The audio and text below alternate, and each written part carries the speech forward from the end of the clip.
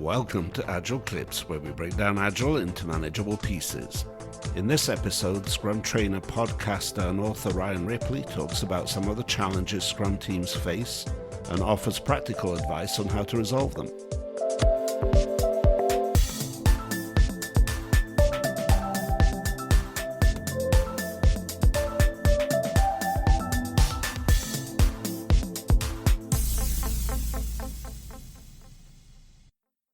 Hi, Ryan. Thank you for joining us today. We really appreciate it.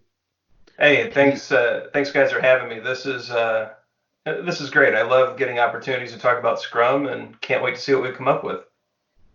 Great. So for those who are not, don't know you, please introduce yourself.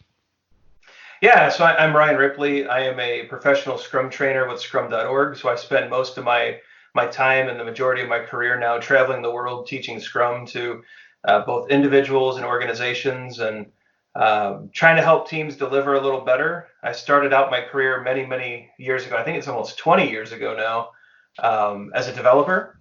Came up through the project management ranks, went into people management, went down the executive track, left all that behind to become a Scrum Master again, became a trainer, and now I am here before you and your audience, hopefully saying something intelligent that they get some kind of value out of.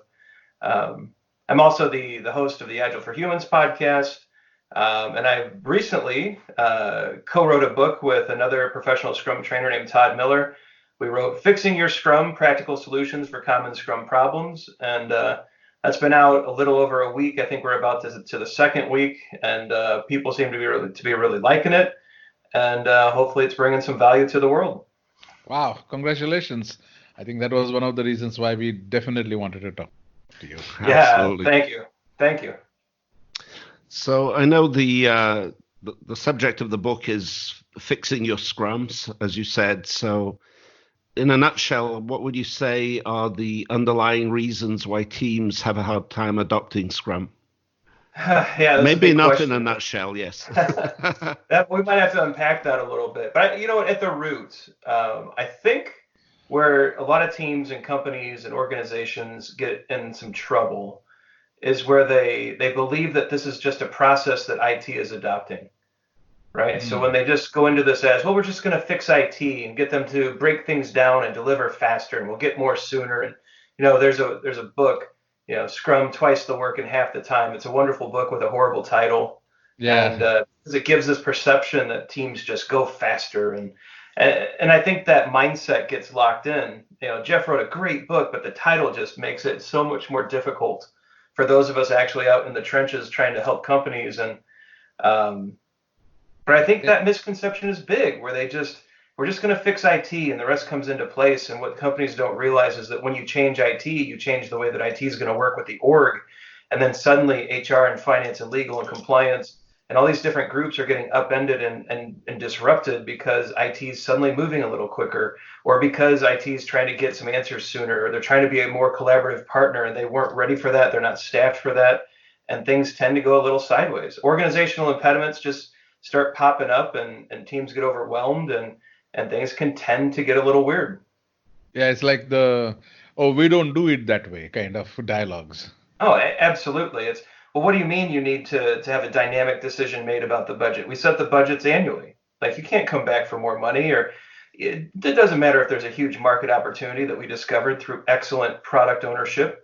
Yeah, we don't have any more money. Sorry. Or, all those weird things that, or like the shared services groups are another good example where, well, we only have one security team and this person's busy, so you got to come back next month. That means we can't deliver, and that means customer value gets delayed. And there's these domino effects and cascading consequences that just keep emerging, right? That, I think lead to, that's just one area of the difficulties that I think some teams have.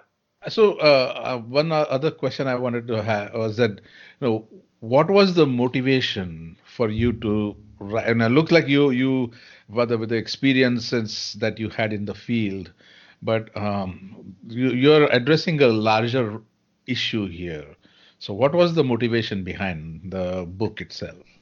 So Todd and I, we co-train a lot together. We get a lot of time on the road together.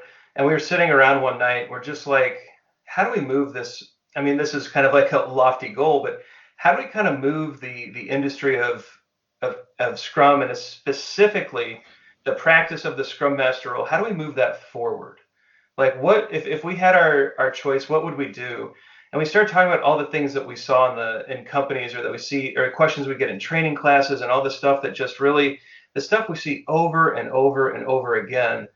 And we decided, what if we put that in a book, but not just an anti-pattern book, because a catalog of anti-patterns is interesting. But then what if we looked at every anti-pattern that we've run into, every problem that we see with teams, every organizational dysfunction, every question we get in a class? What if we put all that together and said, you know what? We're the consultant. Every time we walk into a company and we see this thing that we've captured, here's exactly what we try to do. Here's every question we ask. Here's the liberating structure that we use to gain more insight. Here's a facilitation technique that we've tried. Here's a new retrospective format for specifically when this thing is happening. So basically, we took the anti-patterns and then put ourselves in the role of the Scrum coach and said, how do we just give the playbook away? And it's not even really a playbook. It's just, how do we teach others to discover the root of these issues and solve them just as we would? And it's kind of funny. Some of our colleagues actually reached out. They saw we shared some pre-release copies, and one of them was actually legitimately angry with us. And he's like, guys, I make the bulk of my income off of these consulting trips where we're solving these problems. And if people, and he was dead on serious. We thought he was joking. We kind of laughed. And when he looked angry, we stopped laughing. And he's like, guys, people are going to read this. They're going to try these things out. Like, the problems that we're going to get are just going to be harder. And for Todd and I, that was the point. Exactly. What if we could go into these organizations and see these more difficult, challenging product-based problems, and not the same Scrum-based issue or the same organizational impediment issues that we see over and over and over again? So can you give us a couple, 3 examples? Yeah, a couple, 3 examples. There's a few like that. If we're not careful, guys, we're going to be here for 4 hours as I stand up on the soapbox and refuse to get down. But the daily Scrum is one that just really gets Todd and I both going, right? A daily Scrum is supposed to be this amazing opportunity for a dev team to collaborate and self-organize and figure out how they're going to have the best shot of making progress towards their sprint goal over the next 24 hours. It's a great way to get synchronized on the sprint backlog, to update any work on that sprint backlog, to make sure that progress is transparent, that the current plan is transparent, and that everyone knows, like, okay, we're going to pair up in the morning and we're going to figure out this test, and then in the afternoon we're going to swarm and we're going to do all these things. Or, hey, this one piece of work is getting kind of behind, the item aging numbers aren't looking good, let's tackle that in the morning. And like, they're just making this battle plan for the day to make progress. And it's a really beautiful thing to watch when it's well facilitated, when it's well executed. It's just this great self-organization example that teams really, they need to have. And far too often it turns into a status meeting. Some teams take a very legalistic view of Scrum, where they're like, well, we have to ask the 3 questions because there was in the Scrum guide. So, all right, Bobby, what did you do? What did you do yesterday? What are you going to do today? And what are you blocked? And all right, Jill, what are you going to do? Or what did you do yesterday? And they take this legalistic view, when you can go find videos on YouTube where Ken Schwaber has said flat out, it was guidance. Right. Yeah. And so we see this event destroyed because of this legalistic view, this mechanical interpretation, this really valueless practice and that's heartbreaking, because the daily Scrum is this wonderful event where you can see just some beautiful self-organization at play if it's done well. And that's one of the big ones for us. Yeah, I think somebody had mentioned that it's like a stand-up is a 24-hour planning meeting. So then it changes the meaning of it, and then it doesn't become. And then people will say, "How can you do it in 15 minutes?" I was like, "Well, if you are looking only for 24 hours, yeah, you can do it in 15 minutes." Well, so that's the interesting part. If you look at it as a mechanical event, you probably can't do it in 15 minutes. But if you bring the Scrum values into play, which the Scrum values are sorely lacking in so many Scrum implementations that Todd and I have seen. And if you think about the values, if you think about focus being the first value, right? The focus of the daily Scrum is on that sprint goal. And if we're only focused on progress towards that sprint goal and how we're going to work together to make better progress or to help achieve that sprint goal, suddenly 15 minutes looks reasonable. Now, if we're open to the fact that we are here to self-organize, that we're here to make progress for the sprint goal, we're here to make progress for on that work transparent for the product owner. Like if we're open to that's one of our accountabilities, then I think we have a good shot. If we have the courage to call people out when we've gotten off track and the commitment to bring us back to that focus, and if we do that respectfully, right, we bring all the values into play, suddenly we have this very rich, interesting event. And I think that's another one of those things that's often missing, where teams haven't really thought through how the Scrum values actually influence behavior, which influences the outcomes of these events and of our work. Makes total sense. What really drives me nuts is when I see a team sticking to those rules of what did you do in the last 24 hours, and someone says, well, I went and saw a doctor for 2 hours. It's just, okay, focus on the work, not on the person. Yeah. And it's amazing. And just calling it out like that, very simply, very respectfully, that helps us keep the time box, which is, look, time boxes are creative constraints. And we need those creative constraints in Scrum. We need to know that time is limited and that time is precious and focus is valuable. And during that time, we're going to creatively solve a problem with the minimal but sufficient means to do so. And those time boxes really make that real for us. And if we start violating those time boxes and not really respecting the focus of these events, so many things in Scrum go off the rails. And life is complex enough. Let's follow a simple framework and not add more complexity, right? Definitely. So earlier you alluded really to the dependencies between teams or even different parts of the organization. So how do you address those? I'm sure it depends on the organization, but that's a big problem when people are impeded. Yeah, I think first and foremost, we really need to bring transparency to the situation. I think you'd be surprised how many times that a security team wasn't aware that there's a sprint going on somewhere in the organization that really had some serious critical items to review until it's way too late, or that finance really needed to be involved in this decision earlier or sooner than later. And so I think with these dependencies, a good Scrum Master. All right, I think a professional Scrum Master will make these dependencies or help work with teams to make these dependencies visible, right? Work with the product owner, work with the dev team, see where the boundaries are overlapping between teams, see where we need help, see who could be involved. And I think teams would then decide to start inviting those groups to sprint planning and sprint review. I think that step alone, those two steps, right? Make the dependencies as transparent as possible.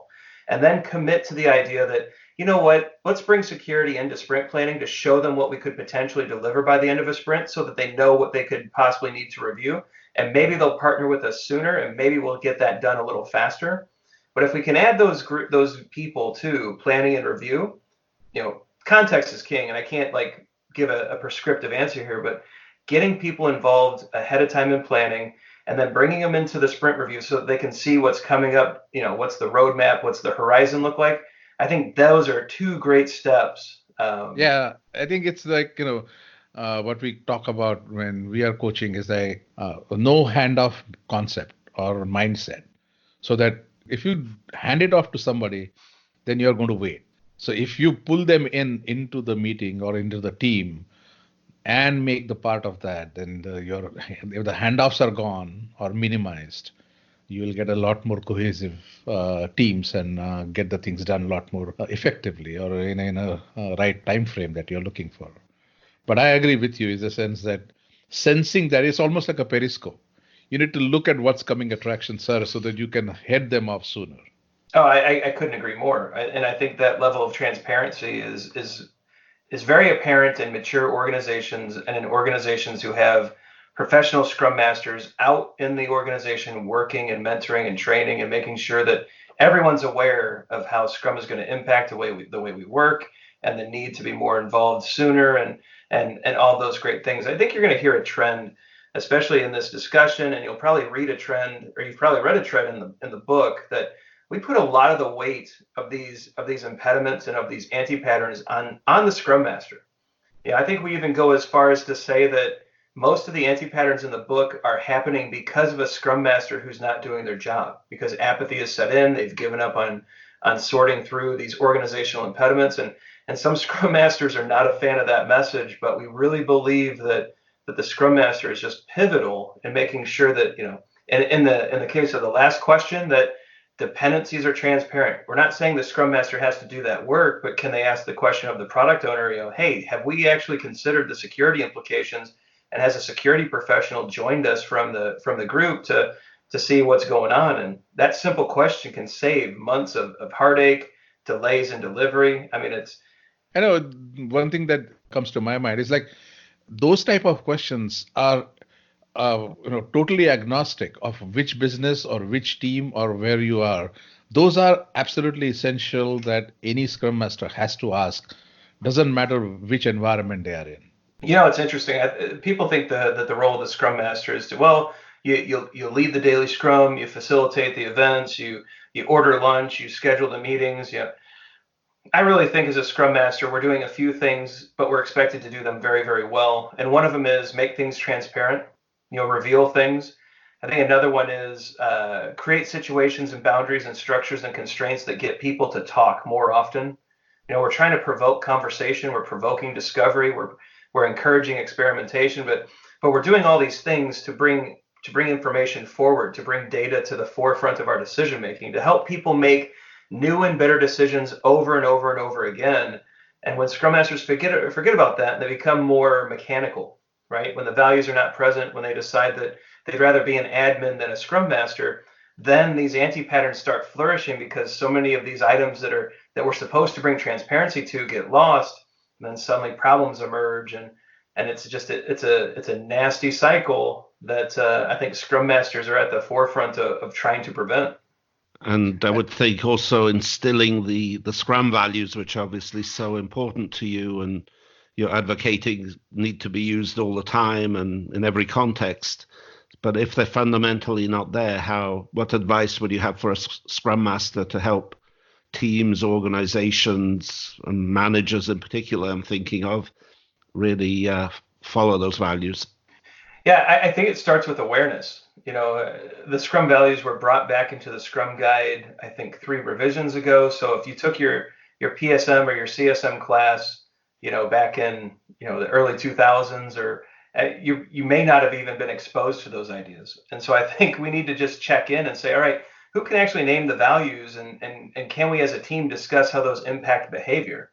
I think that's first and foremost. I think a very close second, or maybe even a better idea first, is the Scrum Master needs to be living those values openly, right? And really calling out when those values are shown by the team, and really amplifying those impacts and bringing them to the forefront. I also think there's some very good retrospective formats that involve the values that we talk about in the book, that let's retrospect on how these values are influencing our behavior, or are we seeing behaviors on our Scrum team that are antithetical to the values, and perhaps our misunderstanding of the values is why why the behaviors are showing up. And so I think there's ways, generate awareness, have those discussions, do some training, run some retros around the values, and really try to make sure that the team understands that Scrum is not a mechanical process. It's a framework where the values influence our behaviors within the framework, and that one without the other is rote or mechanical Scrum, which puts you directly down the path of these anti-patterns or bad Scrum, or as Ron Jeffrey calls it, dark Scrum, or as the Liberators in the Netherlands, they call it zombie Scrum. Whatever you want to call it, the framework in a mechanical run in a mechanical way in the absence of the Scrum values puts you down that path. And Todd and I just call it bad Scrum, so maybe we'll just use that. What you are leading up to is also that if the entire organization has to be part of this Scrum process or Scrum mindset, what kind of things that you have seen that would make Scrum more palatable or more easier for them to start participating? I'm going to go back to the Scrum Master. Like, I'm really locked in on this role lately. And I think, first of all, as an organization, let's empower Scrum Masters to go out into the organizations and coach. I think far too many times we tell the Scrum Master, hey, stay in your lane, just work with the team, work with the dev team, work with the product owner, leave the org alone. And that's a misunderstanding of the role. The Scrum Master, if you are in a Scrum shop and you have Agile coaches, that might be an anti-pattern, because a fully empowered Scrum Master is out in the organization coaching. So I think first and foremost, let's get that Scrum Master out in the organization, working with finance and legal and HR, and getting those groups up to speed on what's expected.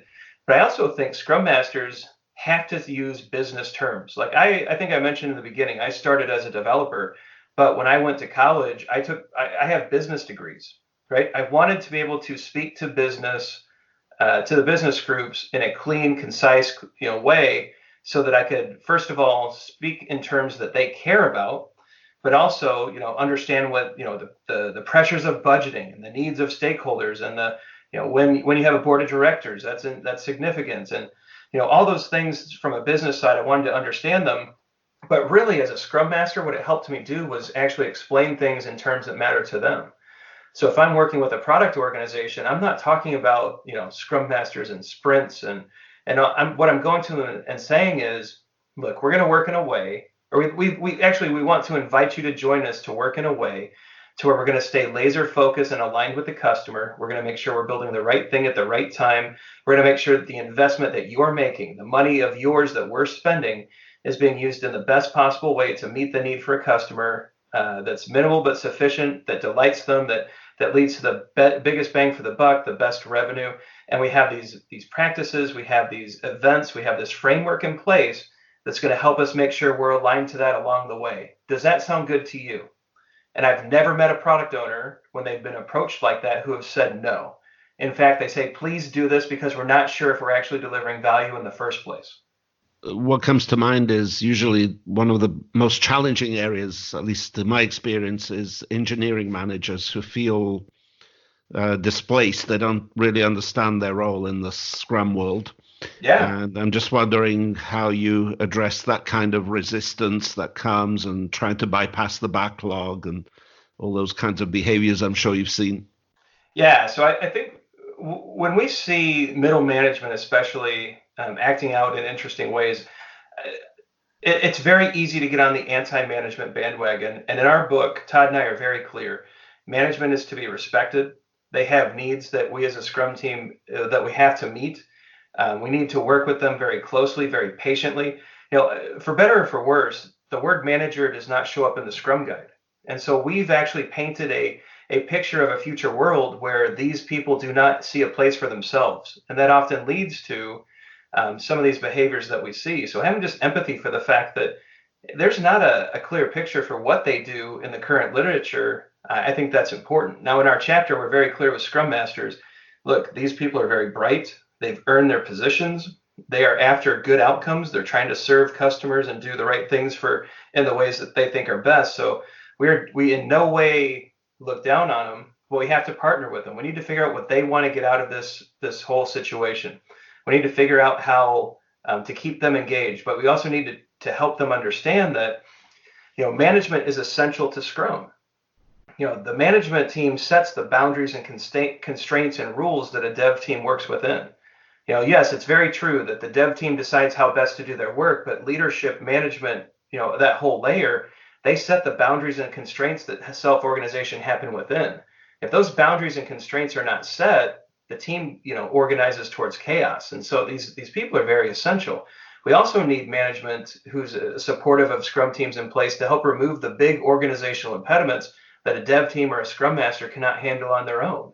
And so there's still, vibrant, wonderful work for these people to do. It may not necessarily look like managing the work anymore, but it's definitely going to be in service to delivery. And in fact, if we can, as Scrum Masters, partner with these managers and say, look, we are trying to get more frequent delivery. We're trying to get more value out the door sooner. We're trying to make it so that your teams are not only productive, but actually getting validated value back. Is that valuable to you? Typically, they say yes. I think we lose management, though.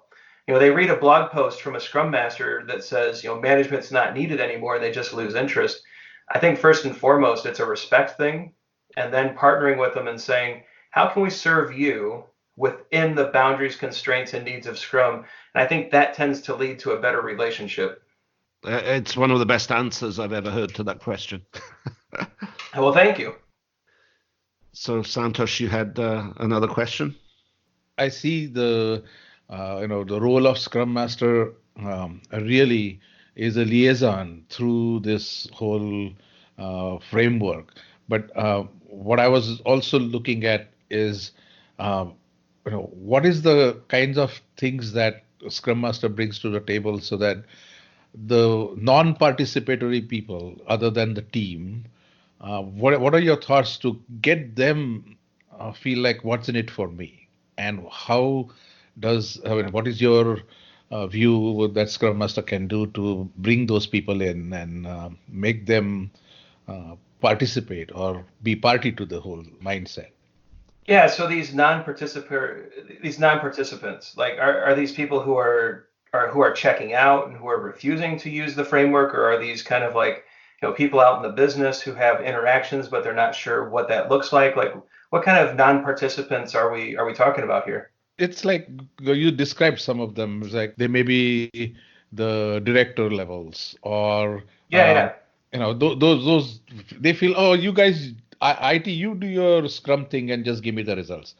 So I think that relationship building, what kind of things that you are giving guidance to the Scrum Master as to how Yeah. can you bring those people in? Yeah, I think that's a very common pattern, right? It's, yeah, I'll just check in on things when it's done, and you know what? Let's go with that. Let's stop trying to fight these wars, or let's pick the right hills to die on, right? And I think that one is an easy one where we just say, look, yeah, we are going to show you exactly what we did in the sprint review. We would love for you to show up, to ask your questions, to see some real customer feedback. But again, this goes back to some serious anti-patterns in teams that, if your sprint review is just a demo, then directors aren't going to show up. They're going to be bored out of your minds, or out of their minds, and rightly so. But if you're conducting a sprint review that is a collaborative working session between the Scrum team and stakeholders and leadership and customers and users, and if we're having this rich engagement where we're giving feedback, multi-directionally, right? The dev team is able to talk to customers and users and leadership about what was hard and what went well, and related to the product, and how progress is going, and then the customers can say, yeah, this new feature was great, or but this last one, it's kind of helpful, but if we did these things, it would be even better. And like, let's talk about budgets and forecasts and possible release dates, and really have these in-depth collaborative working sessions that are so much more than a demo. Then you might see these directors suddenly engaged in these events and interested about the progress of the product and curious about what's possible next. And at the end, maybe we get this great product backlog done where, some new ideas came in, we get them added to the backlog, we do some refinement, everyone's excited about the next sprint, they can't wait to get into planning. That to me is like, that's a vibrant Scrum practice where, leadership and management and the directors and the non-participants that you're talking about, suddenly they're almost inspired to be a part of it. But when we do these rote mechanical things that just bores everyone to tears, then they're like, yeah, go ahead and just, give me the results when it's done, or yeah, I'll check in with you later. And do you kind of see the difference there? Correct, Oh, correct. absolutely. And I think just to take one step beyond, I think you have addressed that in your book about how does this scale, in the sense when you have multiple teams going at it with the Scrum iterations and cadence. Where do you see the logical areas of engagements with the stakeholders, with the business side, with the Yeah. DevOps, or the operations side or finance side? So what is your take on when it gets little, not just the one team, but multiple teams? Where do you see that happening, and where does Scrum Master play the role in there? Yeah, so Todd and I are pretty unapologetic about the fact that we really don't cover scaling to a degree. I think you're definitely right that we've touched on it very, very lightly, but we really don't go into it in the book. And I think there's a good reason why. I hope this is considered a good reason. In the past 20 years, Todd and I have either been thinking about or working within these teams or directing, or we've been in some role that's touched a Scrum team in some way or another, whether it's from a Scrum Master, product owner, developer, some kind of leadership position, or even stakeholder. And we've yet to see organizations get really good with just one or two teams. It definitely happens. I shouldn't say that we haven't seen it, but it's not the common pattern. And so we're very reluctant to even jump into scaling, because I think that's where a lot of companies want to go first without even learning, you know, the skills and the tool sets that it takes to be a Scrum team. Like, teamwork is a skill. And most teams in the world today are not actual teams. They're just a loosely associated group of people. And so just teaching teamwork to one team is important and getting that to two or three. And so before we go too far into the scaling discussion, Todd and I were we were very intentional in the book about saying, let's get good with these skills and practices with just one or two, maybe three teams. And after a year, maybe, or maybe 18 months of really getting that well done, then let's start talking about these big scale things. But to answer your question more directly, the Scrum Master's life, I mean, we start seeing more Scrum Masters emerge as scaling happens, and so now we have communities of practice. And fortunately, Scrum.org has a very nice scaling framework called Nexus. And the Nexus framework is actually not about going bigger, but it's about decoupling and becoming smaller. And it's really the only framework I've seen for scaling to where I'm actually like, I don't cringe.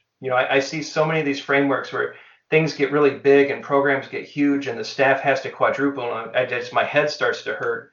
What I love about Nexus is it's still professional Scrum, but now we're very, very laser focused on the handoffs and where we have this coupling and how do we actually make teams more autonomous and more self-organizing. And I think it's a good read. The Nexus guide is on scrum.org. It's a free read. There's a really good book, the Nexus Framework, that came out through the scrum.org book series. If listeners are really adamant about digging into scaling, I think those are good places to start.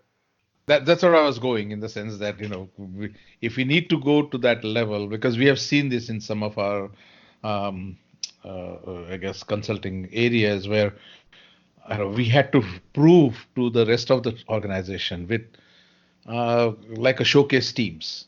Once they started working, then it created a pull and it started scaling. So yeah, intentionally scaling, it's like you can't push a rope. Right. But I'll tell you what, I'll give you a freebie from the book, right? Something that Todd and I have seen so many times, and I talk about this almost everywhere I go now. Let's say we get that one Scrum team stood up and they're doing well in your organization and they're starting to really slam out some really awesome product that customers love and they're getting in a good cadence and things are going how we want to see them, right? And far too many times companies will take those 9 or 10 people and split them into 10 different teams, right? Build a team around one of those people. And I'm sitting there, and it just makes, I start to lose my mind a little bit, and I'll walk into these orgs and they'll show me how they broke apart this team. And the first question I ask is, why would you ever slaughter a unicorn? And exactly. The executives look at me like I'm kind of crazy. I'm like, no, this is a rare thing. You have a group of people who are engaged and they're inspired and they're delivering and they understand why they're doing their work and they have a great product owner and the Scrum Master is on point and the dev team's delivering quality and it's just, why would you kill a unicorn? And they usually, after that question, realize, oh no, we need to get this team back together. But for those of you out there, once you get that one good team running, keep it together. Let other people kind of observe, let them platoon in and out. But please, please, please do not kill the unicorns in your organization. Yeah. And if that team becomes the evangelist, then it becomes, it starts getting organically adopted because people see that teamwork. So, it becomes really easy or much, some of the barriers start coming down because they see it working and within their organization instead of somebody from outside saying you should do that. But I agree with you. Breaking that team is the last thing you want to do. Yeah, it's heartbreaking. Great. I think this has been a great conversation again. Ryan, congratulations on the book. It's really awesome. I will put a link in the show notes so people know how to get it. And if they want to reach out to you, what's the best way to do that?